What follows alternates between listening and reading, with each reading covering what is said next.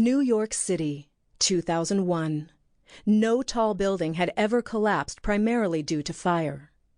But that's exactly what investigators believe happened to the 47-story World Trade Center Building 7 on September 11th. According to a 3-year comprehensive building and fire safety investigation just completed by the National Institute of Standards and Technology, or NIST. Could one use a controlled demolition on any building? Sure. Did it happen to WTC 7 on 9/11? No, it did not. Building 7 was no ordinary building. Among other key tenants, including several intelligence and law enforcement agencies, it also housed New York City's Emergency Operations Center. Have you had anybody come up to you and say Building 7? Have you had Building 7? No. Oh, no. Walk around. Be on television a little more. You'll get the Building 7 guys. Let us never tolerate outrageous conspiracy theories concerning the attacks of September the 11th.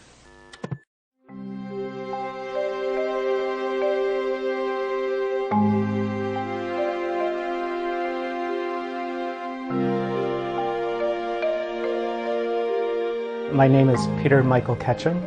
I was born and raised in Wisconsin. I've spent much of my life in the high performance and scientific computing world. I worked at NIST for 14 years. Starting in 1997, I initially joined the High Performance Systems and Services Division, and a few years later was moved into the Mathematical and Computational Sciences Division. I also was chair of our Applied Mathematics Seminar Series and hosted that for several years. This is NIST, the National Institute of Standards and Technology. In the United States, standard setting is led by industry, but NIST plays a critical role in supporting, defining, and fostering that effort and coordinating it with the federal government. Over our long history, we have cultivated deep scientific roots that cut across a whole range of disciplines. NIST was given the task of investigating the World Trade Center collapses that, of course, happened on 9/11. Ranking Member Hall and members of the committee, thank you for this opportunity to testify on NIST's role in the investigation into the collapse of the World Trade Center towers. I was not involved in those investigations or writing those reports, but I was certainly aware that that research study was going on. NIST's role, as I understand it, was to investigate the collapses of the 3 World Trade Center towers, and by that I mean towers 1, 2, and 7, and determine why they had collapsed. The collapse of these towers was the worst building disaster in human history. Engineers, emergency responders, and the nation did not anticipate and were largely unprepared for such a catastrophe. I began to look into this in July of 2016. It actually came up in a conversation with a friend that I'd known for 30 years, and she mentioned something along the lines of, gee, do you realize there is some growing evidence that the official 9/11 narrative may not be quite what we all thought it was? I didn't do anything for about a month.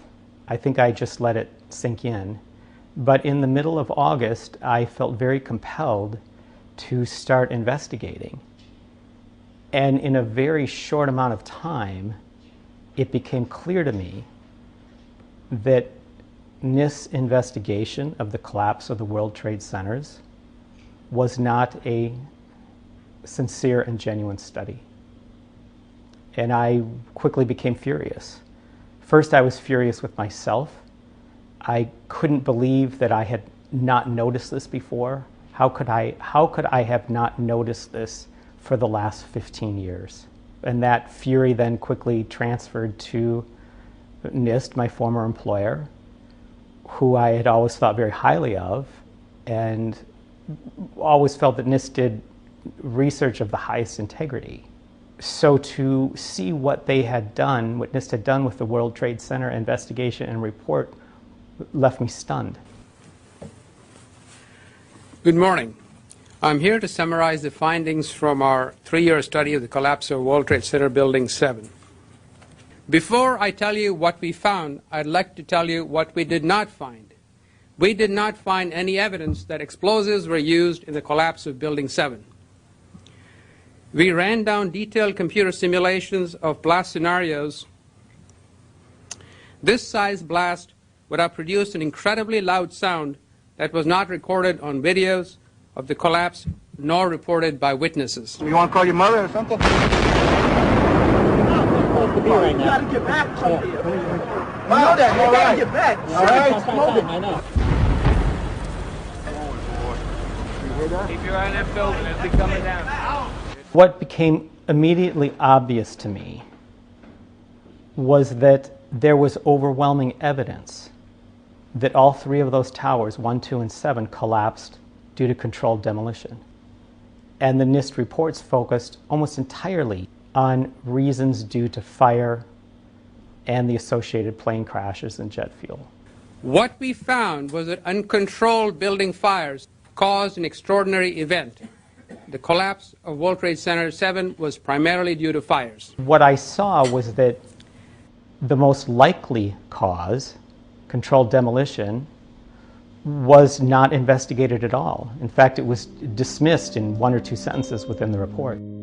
For the third time today, it's reminiscent of those pictures we've all seen too much on television before, when a building was deliberately destroyed by well-placed dynamite to knock it down. I turned in time to see what looked like a skyscraper implosion. It looked like it had been done by a demolition crew. The whole thing just collapsing down on itself. It was almost as if it were a planned implosion. It just pancaked. Dit is controlled demolition. Zeker weten. Zeker weten. Er is nagesprongen. Het is in opdracht gebeurd. Dat heeft het team gedaan van experts.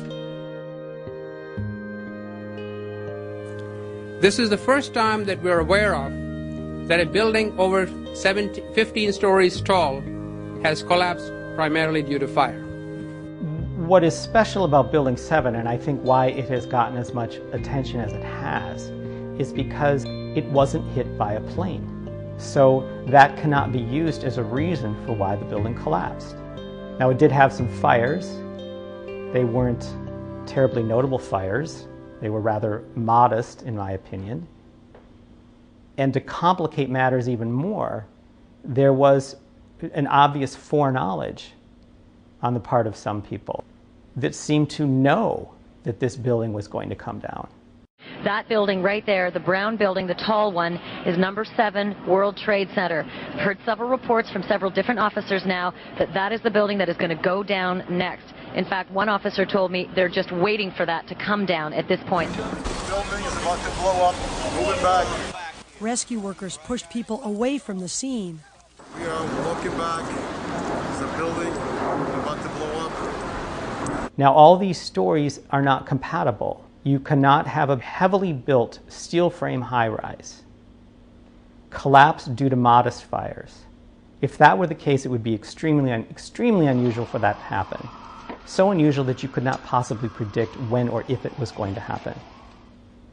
At the same time, you have people more or less waiting for it to come down, and in some cases they had reported it had collapsed before it actually did. We are getting information now that one of the other buildings, Building 7 in the World Trade Center complex, is on fire and has either collapsed or is collapsing. We've got some news just coming in, actually, that the Salomon Brothers building in New York, right in the heart of Manhattan, has also collapsed. There were very few people in the Salomon building when it collapsed. I mean, there were, I suppose, fears of possible further collapses around the area.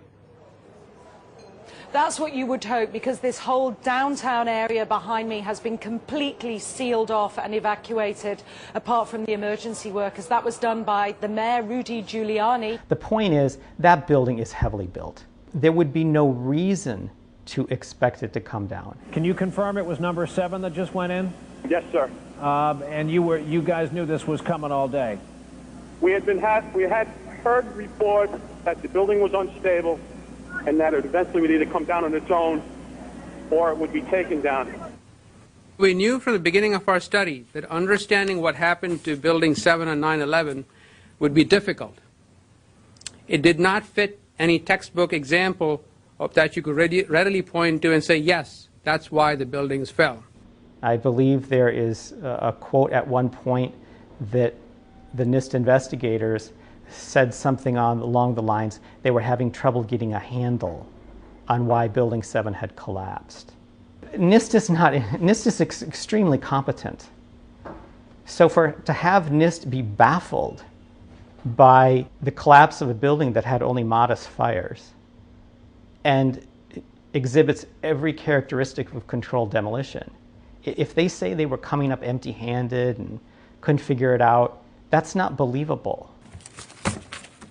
NIST put forward a model for the collapse of Building 7 that appears to me that they were grabbing at straws. Our study has identified thermal expansion as a new phenomenon that can cause the collapse of a structure.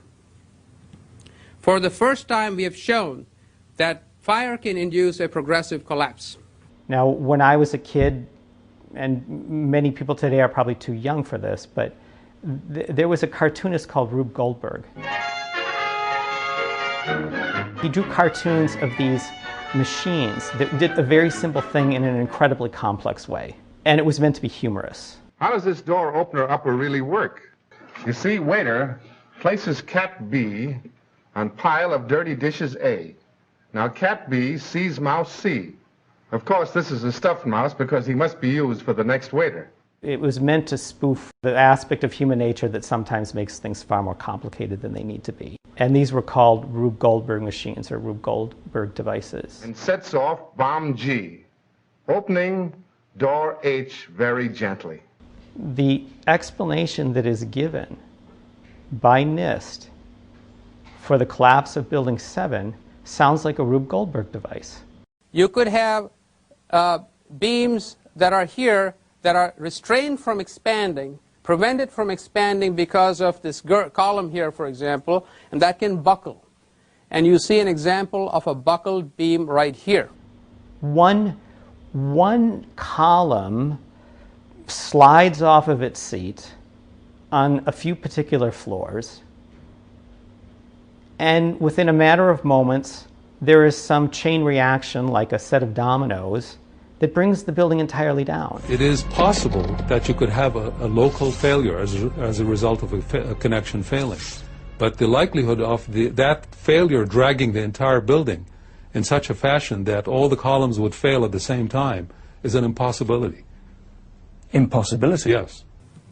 And you can see on the screen the column at the very right is column 79. And that's the column that first buckles, causing the floors to come down, followed by a quick succession of failures of adjoining columns. Steel frame buildings don't do that. That doesn't happen.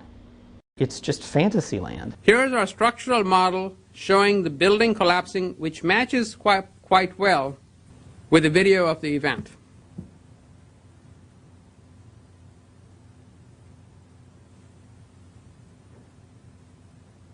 Does the model that NIST produced for World Trade 7 match what we actually saw?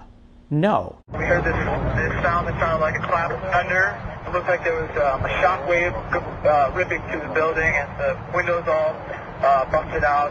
About a second later, the bottom floor caves out. The building followed after that. And, you know, I'm reminded of the old fairy tale of the emperor has no clothes. Everyone is watching the emperor go by and is being brainwashed to believe that the emperor has a beautiful set of clothes on when actually he's wearing nothing but underwear. The emperor has no clothes on! Now, what we see in the NIST model, first they only play the first few seconds of it.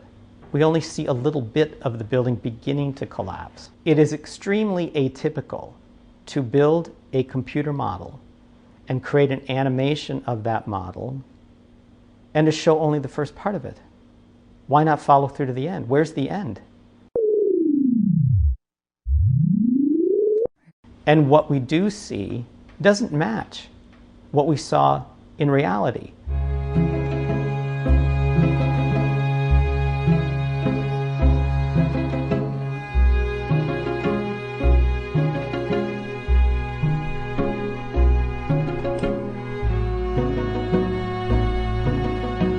The animation for the NIST model of the collapse of World Trade Center 7 has the sides sort of kinking in and the top of it kind of bending funny. That is not what the video of the collapse of Building 7 shows.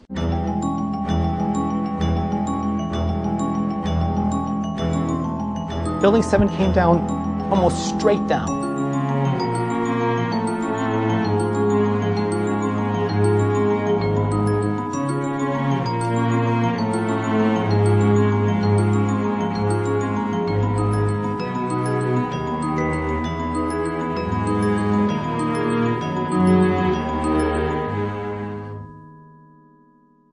This was clearly, the way the structure is collapsing, this was the result of something that was planned. This is not, it's not accidental that the first tower just happened to collapse and then the second tower just happened to collapse in exactly the same way. How they accomplished this, we don't know. One of the things I noticed in NIST investigation and reports is this fixation on collapse initiation, as if all that was required was to investigate up until the point that the collapses initiate. No, there's a lot more to the story than that. In fact, that's stopping just when it's getting interesting. But NIST makes a 1 or 2 sentence summary along the lines of, and then the building collapsed completely. We were charged with finding out the cause of the collapse. And we found what happened. I think we've scientifically demonstrated what was required to initiate the collapse. Once the collapse initiated, the video evidence is rather clear. It was not stopped by the floors below, so there was no calculation that we did to demonstrate that, what is clear from the videos. To investigate only up to collapse initiation is only doing part of the story and leaving out a great deal. No, it may be that something fell off the building. It may be that something has fallen. We don't know, to be perfectly honest. But that is what you're looking at, is the current, that's the scene at this moment at the World Trade Center. Stan Daler from ABC's Good Morning America is down in the general vicinity. Dan, can you tell us what has just happened? Yes, Peter, it's Don Daler down here. I'm 4 blocks north of the World Trade Center. The second building that was hit by the plane has just completely collapsed. The entire building has just collapsed, as if a demolition team set off. When you see the old demolitions of these old buildings, it folded down on itself, and it is not there anymore. That should be it. Thanks very much. It has completely collapsed. The whole side has collapsed? The whole building has collapsed. The whole building has collapsed? The building has collapsed. If the top of the building became unstable due to the weakening of columns, one would reasonably expect the top of the building to start to lean, start to creak, connections start to break, and the top of the building would simply fall off to the side and come crashing down on the buildings next door. And the rest of the tower would remain. That's what one would expect. Instead, we saw something quite different.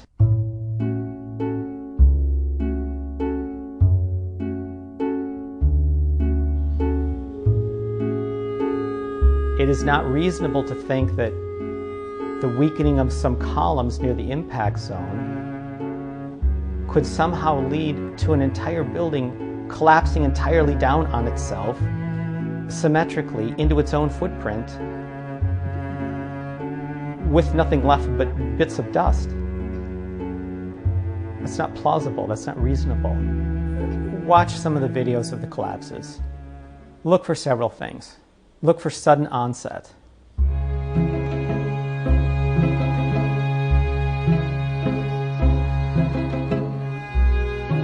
When the collapses start, they happen very fast and they complete within 10, 11, 12 seconds.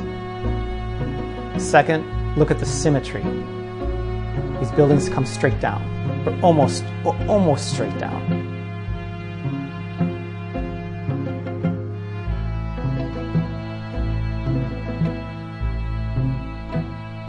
Asymmetric damage does not lead to symmetric collapse. It is very difficult to get something to collapse symmetrically because it is the law of physics that things tend towards chaos.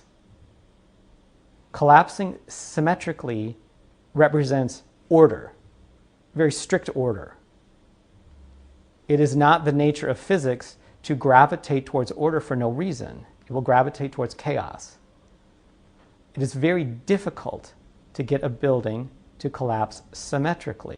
Mark Loiseau has been in this family business all his life. He knows what it takes to bring a building down.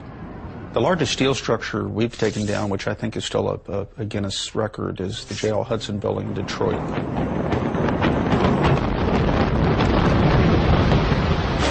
It took months to design it. It took months to prepare the structure for the placement of the explosive charges. Months.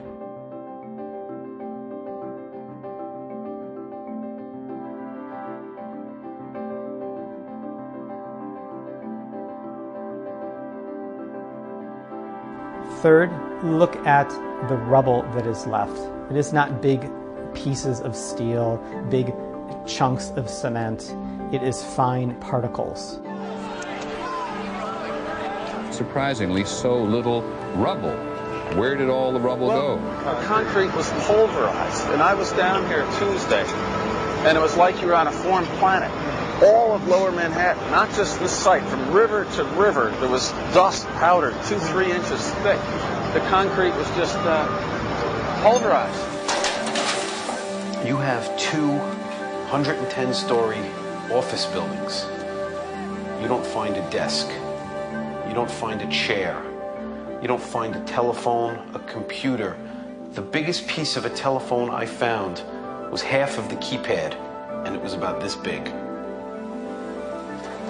The building collapsed to dust. And they might also look at those videos to see the explosive nature of those collapses.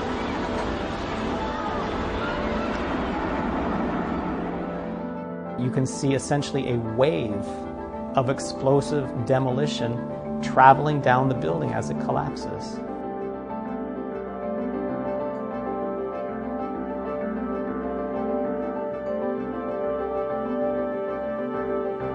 Explosions coming out of windows.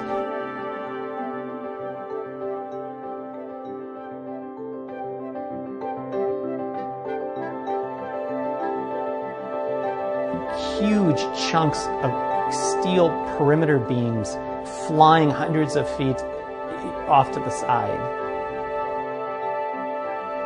Steel does not fly off to the side hundreds of feet due to gravity. Gravity works vertically, not laterally. There has to be a force there, pushing it to the side. Otherwise, it would just fall down to the ground. It'd be like dropping a ball out of a window. It would just fall straight down.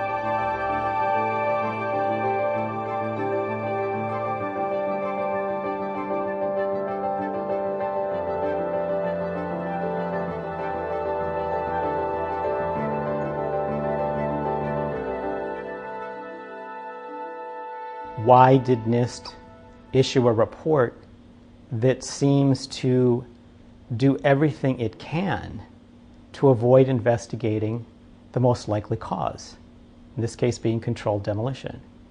Why would NIST avoid that? Why would they try to do everything they could to avoid that? The only thing I can do is make some guesses, and I emphasize the word guess.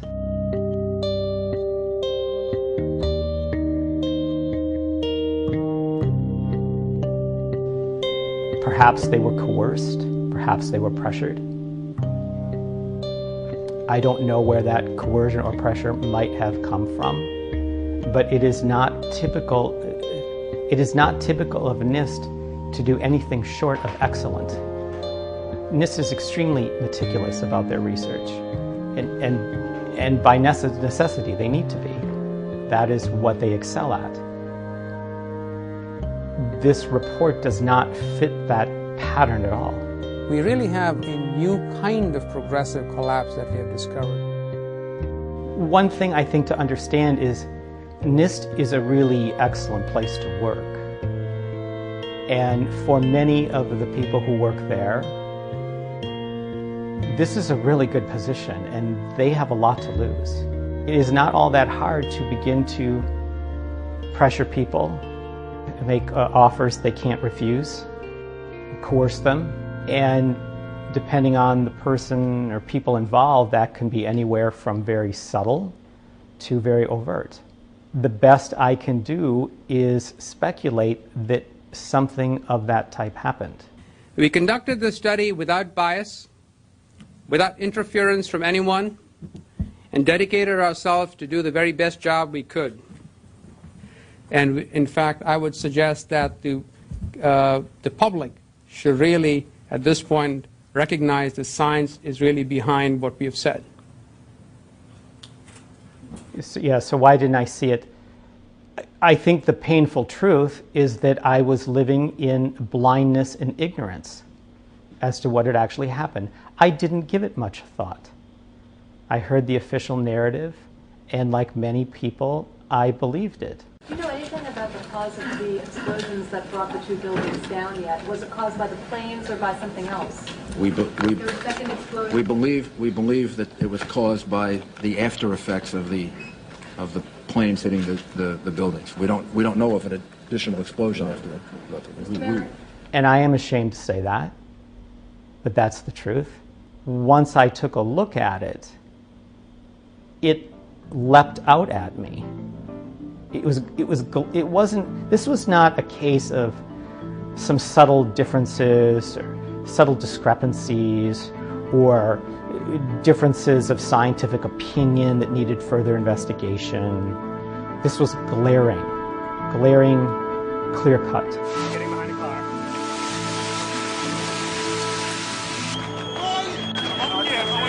Don't have oxygen.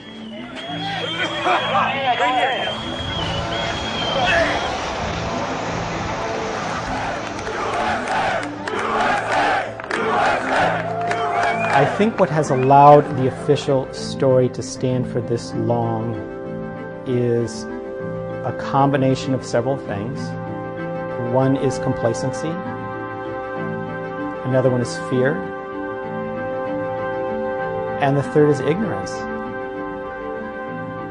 There are probably many people that just have not looked at it, don't understand it. They just simply are not aware.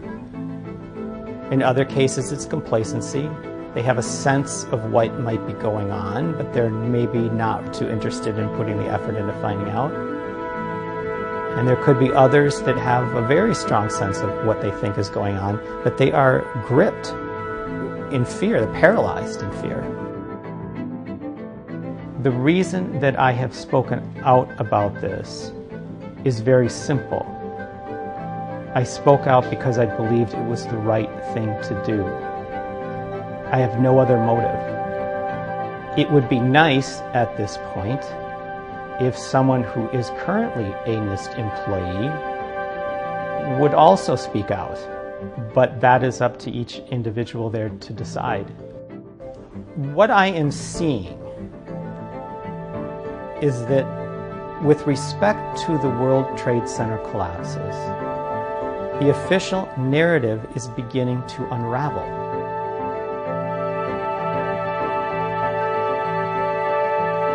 I think there is a good chance that that unraveling will continue and perhaps accelerate. But it could be highly volatile. If it does continue to unravel, I think there could be some very painful revelations that will be very hard for our country to accept. Our war on terror begins with Al-Qaeda, but it does not end there. It will not end until every terrorist group of global reach has been found, stopped, and defeated. And I don't in any way make light of that. It could be very painful. Americans should not expect one battle, but a lengthy campaign, unlike any other we have ever seen. But the wounds of 9/11 have remained unhealed for too long.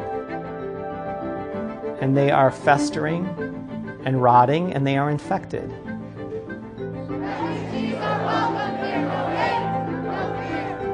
And when you have a wound on the body, one of the first things you do is you wash it out with hot soapy water. And then you bandage it up. And yeah, it hurts. It hurts while you're washing it. It stings. It's a sharp pain, but you get the bandage on and the pain starts to die down, and a few hours pass, it's down to just a soreness. My point is that truth is the hot, sudsy water with which we wash out the wounds of 9/11 so that they can begin true healing.